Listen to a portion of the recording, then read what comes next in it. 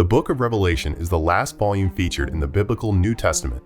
It contains information and prophecies about devastations that will befall the earth, such as the Battle of Armageddon, Satan's imprisonment, and finally, the kingdom of the Lord and the final judgment at the great white throne. The Book of Revelation also cautions about the mark of the beast. In Revelations chapter 13, verses 16, 17, and 18, there is an alarming and enigmatic passage.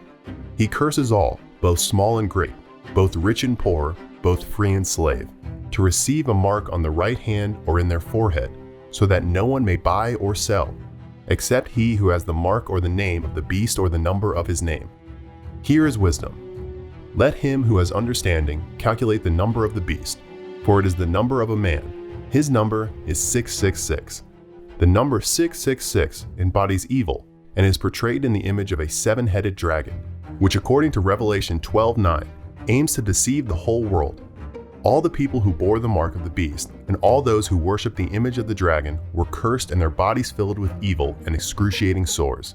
There have been many interpretations over the centuries about the meaning of the number 666 and its connection with the Antichrist and the end times.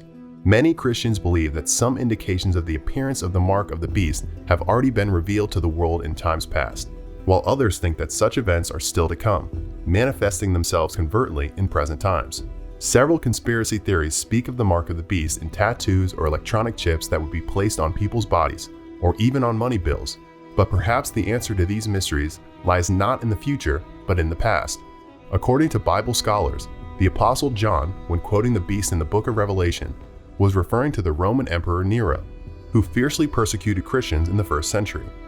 Nero was dead by the time the Book of Revelation was written, and Domitian ruled Rome. He too persecuted Christians, and to them was the reincarnation of Nero. The image of the seven-headed dragon symbolized Rome's 7 hills, under totalitarian, dictatorial, and oppressive political power. Using numbers to mask a name was common in ancient times. In the Greek and Hebrew alphabets, every letter has a corresponding number. Theologians usually endorse the interpretation that 666 is the number equivalent to the name and title Nero Caesar.